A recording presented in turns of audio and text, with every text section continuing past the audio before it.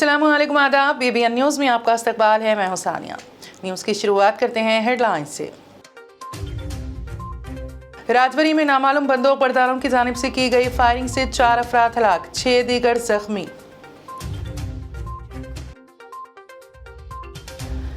राजस्थान में ट्रेन हादसा, बांद्रा जोधपुर सूर्यानगरी एक्सप्रेस की 11 बोगियां उतरी पटरी से, 3 मुसाफिर जख्मी।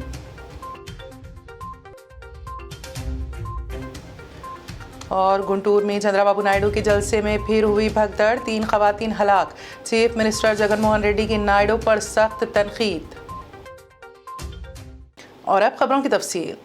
जम्मू कश्मीर के राजौरी जिले के डोंगरी गांव में नामालूम बंदूक बरदारों ने 3 रिहायशी मकानों में घुसकर अंधाधुंध फायरिंग कर दी, जिसके नतीजे में 10 अफराद जख्मी हो गए, जिनमें से बाद में 4 अफराद की हॉस्पिटल में मौत हो गई, जबकि मजीद 6 अफराद जेर इलाज हैं, जिनमें 2 की नाजुक हालत देखते हुए उन्हें हवाई सर्विस के जरिए जम्मू मेडिकल कॉलेज में मुंतकिल किया गया है।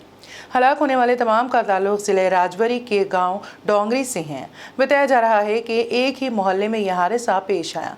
नामालूम बंदूक बरदारों ने 100 मीटर के फासले पर 2 अलग अलग घरों पर फायरिंग कर दी, जिसके नतीजे में 4 अफराद की मौके पर ही मौत हो गई। मज़कूरा इलाके को मुहासिरे में लेकर बड़े पैमाने पर तलाशी मुहिम और सर्च ऑपरेशन शुरू कर दिया है, ताकि बंदूक बरदारों को गिरफ्तार किया जा सके।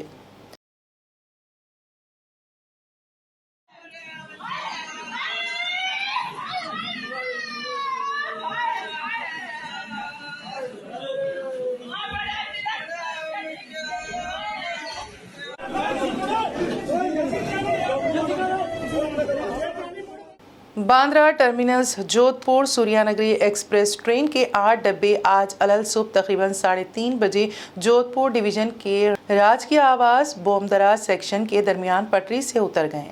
नॉर्थ वेस्टर्न रेलवे के चीफ पब्लिक रिलेशन ऑफिसर के मुताबिक ट्रेन की पटरी से उतरने से 11 बोगियां मुतासिर हुई हैं। इस हादसे में किसी जानी नुकसान की इत्तला नहीं है।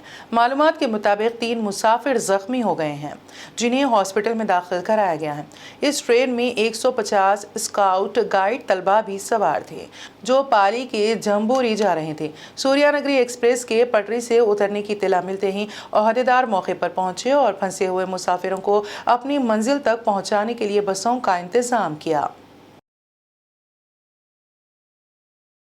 तेलुगुदेशम सरबराह एन चंद्राबाबू नायडू के गुंटूर में मुनक़िदा जलसे आम के बाद भगदड़ के नतीजे में 3 खवातीन हलाक हो गईं।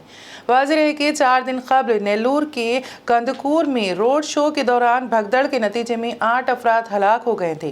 ताज़ा तरीन हादसे के नतीजे में जगन हुकूमत के खिलाफ तेलुगुदेशम की जारी मुहिम को chief minister Y Jaganmohan Reddy ने सख्त तनकीद का निशाना बनाया। तेलुगुदेशम सरबराह ने कल संक्रांति कानूका के उन्वान से एक प्रोग्राम मुनक़्क़द किया था, जिसमें आवाम को तोहफे तकसीम किए जा रहे थे।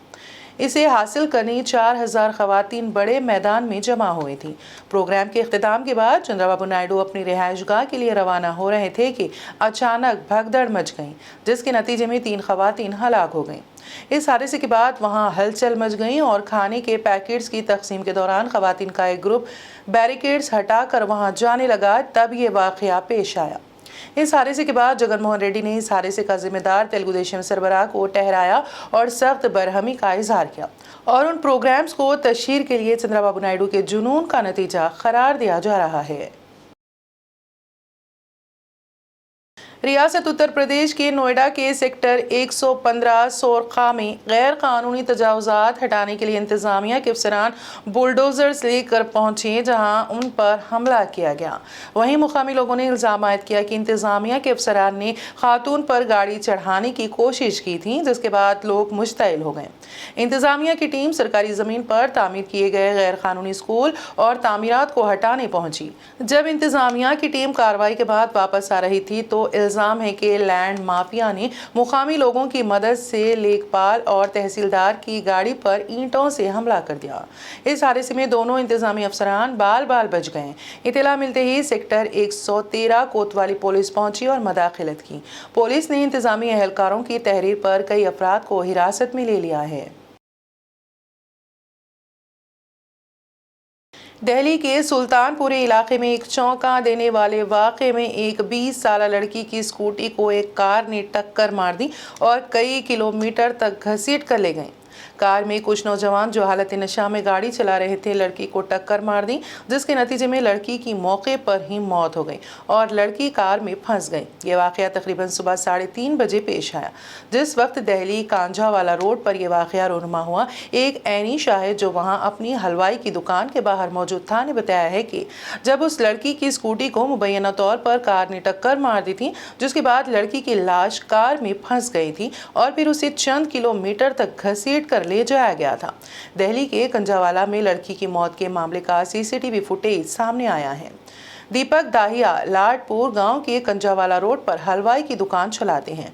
उनका कहना था कि मुलजिमान लड़की की लाश को 18 से 20 किलोमीटर घसीटते रहे, जो उनकी गाड़ी में फंस गई और ये तकरीबन 1.5 घंटे तक जारी रहा। दहिया ने कहा कि उसने अपनी बाइक के साथ कार का पीछा भी किया और वो पुलिस को भी इस हादसे की इत्तला दी। उन्होंने बताया कि हादसे के तकरीबन 1.5 घंटे बाद कांझवाला रोड पर मुतवफ़ी की कार से लाश गिर गई, जिसके बाद मुलजिमान फरार हो गए। पुलिस ने लड़की को MSG अस्पताल मुंतकिल करके लाश को मुर्दाखाने में रखा गया। इस दौरान मुश्तबा कार को भी ट्रेस करके 5 अफराद को उनके घरों से गिरफ्तार कर लिया गया। पुलिस ने इस सिलसिले में एक मुकदमा दर्ज करके तहकीकात का आगाज कर दिया। वाराणसी में एक ही खानदान के 3 अफराद रेलवे कॉलोनी में अपने घर के अंदर पुरअसरार हालत में मुर्दा पाए गए। पुलिस ने आज ये जानकारी दी। Additional commissioner of police Santosh Kumar Singh ने कहा है कि इब्तिदाई तहकीकात से पता चलता है कि राजीव रंजन पटेल, उनकी बीवी और उनकी 2.5 साला बेटे की मौत हुई है। क्योंकि अभी तक उनकी मौत खुदकुशी से या दम घुटने से हुई है, इसका अभी पता नहीं चल पाया है, क्योंकि कमरे से अलाव की राख भी मिली है। सिंह ने बताया है कि लाशों को पोस्टमार्टम के लिए भेज दिया गया है। मुतवफ़ी के घर में किसी बैरूनी फर्द के दाखिल होने के कोई निशान नहीं है। महाराष्ट्र के नासिक में एक फैक्ट्री में जबरदस्त आग लग गई, जिसमें कम से कम 2 अफराद हलाक और 14 दीगर अफराद जख्मी हो गए, जिनमें से 4 की हालत नाजुक बताई गई है। हुक्काम ने बताया कि मजीद 2 अफराद के फंसे होने का खदशा है। फायर टेंडर मौके पर पहुंच गए और आला हुक्काम सूरत हाल का जायजा ले रही हैं। फिजाइया का एक हेलीकॉप्टर भी इमदादी कार्रवाइयों के लिए तैनात कर दिया गया है। इलाके के मकीनों ने जोरदार धमाके की आवाज़ सुनी और जाए वक़्वा से धुएं के बड़े बादल उड़ते देखे गए। सुप्रीम कोर्ट ने पुराने करेंसी नोट को मनसूख कर देने से मुतालिक फैसले की मदाफियत की है। वाज़ेह है कि मरकज़ी हुकूमत ने 2016 में बड़े करेंसी नोटों को मनसूख कर दिया था। ताहम सुप्रीम कोर्ट ने आज इस फैसले को चैलेंज करने वाली दरख्वास्तों को खारिज कर दिया। 2016 में मरकज़ी हुकूमत ने 1000 और 500 के करेंसी नोटों को ख़त्म कर दिया था। Justice S. अब्दुल नज़ीर की सरबराही में 5 रुकनी बेंच ने नोटबंदी को चैलेंज करने वाली दरख्वास्तों को खारिज कर दिया।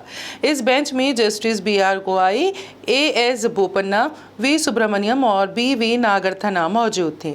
अपने फैसले में सुप्रीम कोर्ट की बेंच ने राय दही कि नोटबंदी के मरकज़ी हुकूमत के फैसले को गलत करार नहीं दिया जा सकता। 4 जजेस ने वज़ीर आज़म नरेंद्र मोदी के फैसले की हिमायत की है।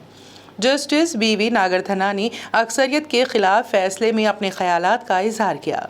Justice B.V. नागरथना ने कहा कि बेहतर होता कि हुकूमत के बजाय पार्लियामेंट की तरफ से कार्रवाई की जाती।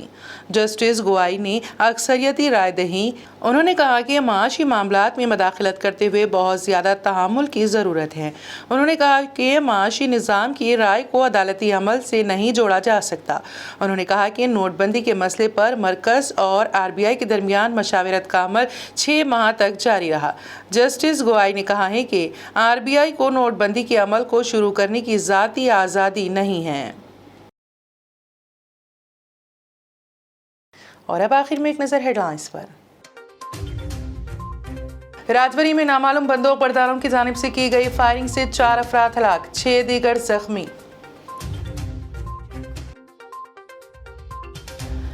राजस्थान में ट्रेन हादसा, बांद्रा जोधपुर सूर्यानगरी एक्सप्रेस की 11 बोगियां उतरी पटरी से, 3 मुसाफिर जख्मी।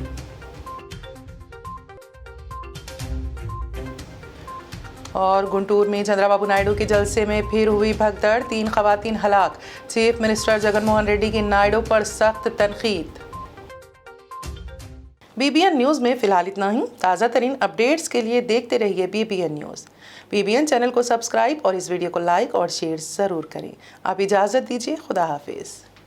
BBN चैनल के व्यूअर्स के लिए एक अहम इत्तला। अब BBN चैनल का टेलीकास्ट भारत भर में हो रहा है। हमारे व्यूअर्स भारत में कहीं भी टीवी पर अब BBN चैनल देख सकते हैं। स्क्रीन पर BBN चैनल की टेलीकास्ट डिटेल्स दस्तयाब हैं। इसके अलावा भारत भर में किसी भी एरिया में अगर आप BBN चैनल देखना चाहते हैं तो आप अपने केबल ऑपरेटर को इसके लिए कह सकते हैं। आपकी डिमांड पर वो ज़रूर BBN चैनल टेलीकास्ट करेंगे, क्योंकि BBN एक फ्री टू एयर चैनल है। इसके लिए आपको सिर्फ हमारे दिए गए नंबर पर केबल ऑपरेटर से कॉल या व्हाट्सएप पर मैसेज करवाना है। हम आपके केबल ऑपरेटर तक BBN चैनल पहुंचा देंगे, जिससे वो आपके एरिया में टेलीकास्ट कर सकते हैं। इसके लिए चैनल की हमारी पूरी टीम लगातार काम कर रही है ताकि आप तक BBN चैनल को पहुंचाया जाए। इसके अलावा BBN चैनल को भारत भर में रिपोर्टर्स की ज़रूरत है। अगर आप सहाफ़ी हैं और BBN चैनल से जुड़ना चाहते हैं तो आप भी दिए गए नंबर पर रब्त कर सकते हैं।